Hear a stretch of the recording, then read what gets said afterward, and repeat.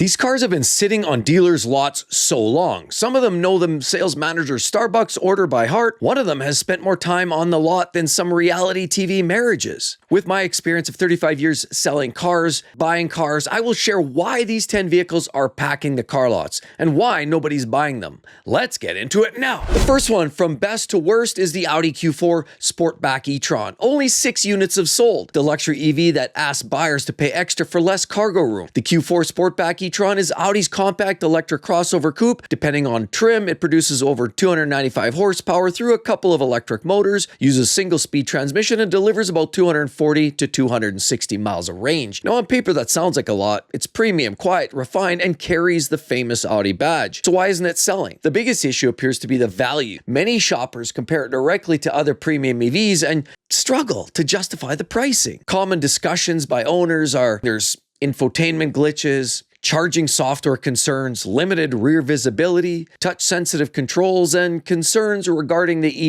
EV depreciation. We all know electric vehicles tend to drop like a rock, but many buyers are pointing out that the sloping Sportback roof sacrifices practicality. It's the only SUV where you pay more money to carry less stuff. Some Q4 e-tron models have been involved in seatbelt-related recall campaigns. Buyers should always verify the VIN, specific recall status, on NHTSA, and the estimated 5-year depreciation is somewhere in that 55 to 65% depreciation in 5 years, and of course the reputation by RepairPal as a general brand conversation for Audi is about 3 out of 5. The next one in line, well, wait a minute, it's another electric vehicle, and this one's a Q6 Audi Sportback e-tron. Yeah, only 9 units have sold so far in 2026. The Q6 Sportback e-tron provides Audi's latest EV architecture, produces about 456 horsepower in certain trims. It's quick, sophisticated, and loaded with technology. Why isn't it selling? Consumers today compare every EV against dozens of competitors. The vehicle receives praise for styling,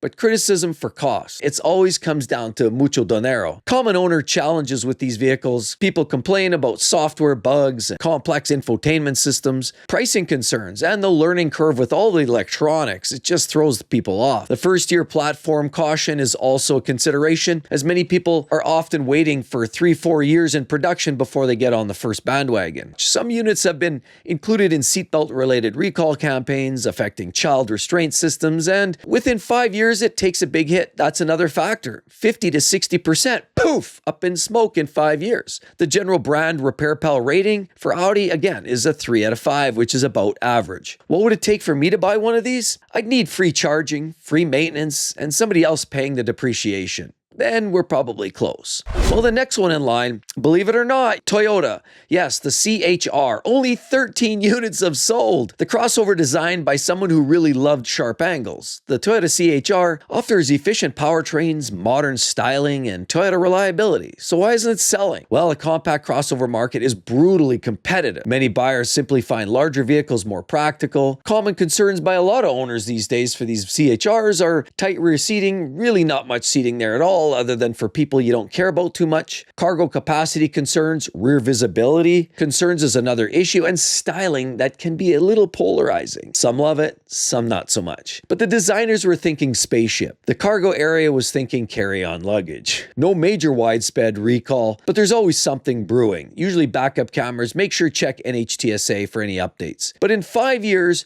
they're expected to lose 35 to 45% of their value. Now, that's not brutal, and RepairPal rates them at about a 4 to 4.5 out of 5 for Toyota as a brand, which puts it in a good spot, fairly reliable. What would it take for me to buy one of these? Throw in a free storage unit for everything that does not fit inside. You know what, the next one? Here's another one, and you're going to find a little bit of a common theme. It's another Audi e-tron GT. Now, this is basically a hot rod. 63 sold, that's it. A 4-door rocket ship disguised as a luxury sedan. The e-tron GT features dual motors, all-wheel drive, single-speed transmission, and up to 630 horsepower. Performance is, breathtaking. So why isn't it selling? Price. It's quite simple.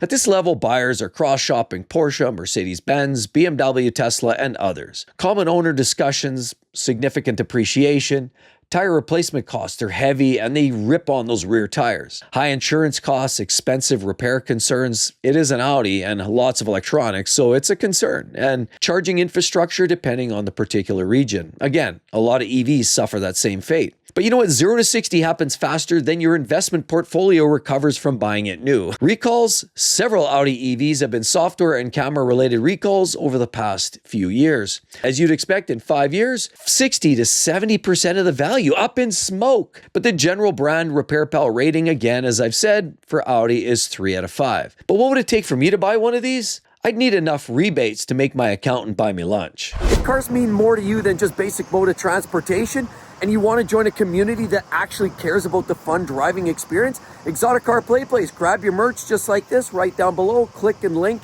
You're good to go. There's another one, and it's a Toyota. But this one's the Mirai. Only 63 units sold. I can't really blame them. The future arrived before the fueling stations did. The Mirai uses a hydrogen fuel system, producing about 182 horsepower. So why isn't it selling? Hydrogen infrastructure, that's why. End of story. Nothing more, nothing less. The consumers love the technology but struggle with the fuel availability. Common discussions and issues by owners, limited fuel stations. Really, California, I think, is one of the only places in the States that actually has a few of those. Fuel availability, uncertain resale values, and regional ownership challenges. You know, buying a Mirai in some cities is like buying a boat in the desert. As far as recalls go, no major widespread trends dominating these particular vehicles. It's a Toyota, it's pretty reliable. That being said, in a 5-year time frame, you're likely to see 70 to 85% depreciation. Nobody wants them. They're pointless. There's no place to fuel them up. And Repair Pal does give them a solid rating, being it's a Toyota in that 4 to 4.5 out of 5 range. Why would I buy one? What would it take? Honestly, I'd probably need a hydrogen station installed right next to my barbecue. Well, that doesn't sound very safe now, does it? Don't do this at home, kids. The next one in line, I love these vehicles, I really do. But it's the Fiat 500e, the electric, 68 units, that's all that's sold this year. The cutest EV money can buy, and the Fiat 500e features a single electric motor producing about 117 horse and range about 140 to 150 miles. So why aren't they selling? North America loves SUVs. Small city cars remain a niche. Common owner concerns, the limited range. It's one of those small ones that really doesn't have the big range. It's just more of a city dweller. Small cargo space, highway comfort concerns, and the resale value that a lot of owners worry about. I think once you buy one, you pretty much commit to owning it for life. The point is, this thing is so small that parallel parking feels like cheating. But there are no widespread recall trends, and honestly, it's a pretty reliable little unit. It's really more limited on the day-to-day charging abilities. 5-year depreciation, 60 to 75%. That hurts. And as well, when you're talking about Repair Pal ratings, Fiat gets approximately 3.5 out of 5. Now, some models are higher than others. What would it take for me to buy one? I'd need enough discount to buy a second one for spare parts. Actually, they're not that bad, to be honest. The next vehicle in line is a Genesis GV60. Only 117 of these ones sold. The luxury EV everyone praises but forgets to test drive. The GV60 produces approximately 420 horsepower, gives you one of the fastest charging systems available. Why aren't they selling? Brand awareness, that's why. Genesis still battles decades of luxury brand loyalty. Their affiliation, as well as Hyundai and Kia, does mean that a lot of people are still a little bit concerned. And the dealer network size, EV depreciation, and long-term resale questions. Those are all serious concerns. But it's like being the smartest person at the party and nobody knows your name. There's no major widespread recalls, and actually, they're actually pretty reliable. Pretty cool looking too, if you ask me. That said, in 5 years, expect to lose 50 to 60% of their original value. A lot of EVs tend to suffer a similar fate. Repair Pal says, they're generally above average among luxury brands, and what would it take for me to buy one of these? Honestly, this one might only need a really good lease payment. They're pretty cool, not outrageously expensive. Now the next one. Yes, the Lexus LS. I love these. 143 units sold. That's it. A luxury limousine trapped in SUV world. It's too late. It's sort of slept around when it should have been selling cars. It features a twin-turbo V6 with 416 horsepower paired up to a 10-speed automatic. Why aren't these selling? Luxury SUV demand is actually exploded. The sedan demand has not. Common owner discussions, infotainment learning curve, expensive flagship maintenance, limited dealer inventory, and buyers moving just to SUVs. Everybody wants an SUV these days. The ride is so smooth, you may arrive home wondering if you teleported. But as far as recalls go, as you would expect, no major recall concerns at this time. 5 years, you're probably going to lose between 50 to 60% because it's a premium luxury sedan and the market is dying. Repair Pal ranks these at 4.5 out of 5, absolute bulletproof. What would it take for me to buy one? Well, include a chauffeur and a golf membership, and let's talk.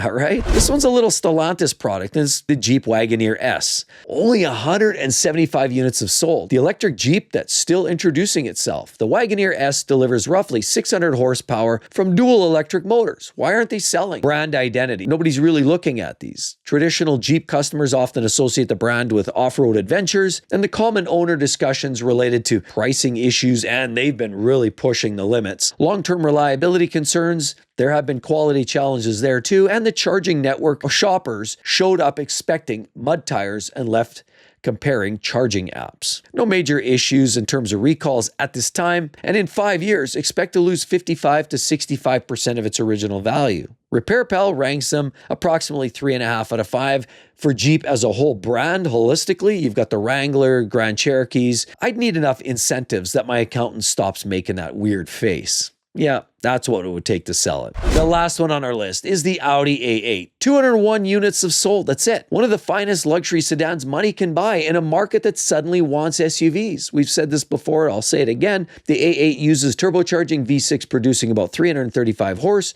made it up to an 8-speed automatic, and Audi's Quattro all-wheel drive system. Why isn't they selling? The market has shifted. They don't care. People don't care. Luxury SUV sales continue climbing, while flagship luxury sedans keep on shrinking. Common concerns by many owners I found on Reddit and forums say expensive maintenance and expensive repairs, complex electrical systems, and rapid luxury car depreciation means people just a lot of times just want to take a chance. The back seat is so luxurious, you might start charging rent. But in terms of recalls, Audi owners should monitor ongoing software and safety campaigns as they emerge and verify the VIN-specific recalls. It doesn't hit every vehicle, but make sure you check your VIN on NHTSA. In 5 years, though, that depreciation is damaging. 60 to 70% of the value of these cars are gone in 5 years. What does RepairPal rate them? Brand as a whole for Audi is 3 out of 5. And what would it take for me to buy one of these vehicles? I'd buy one after someone else loses the first 60 grand. That's how I usually buy mine. Just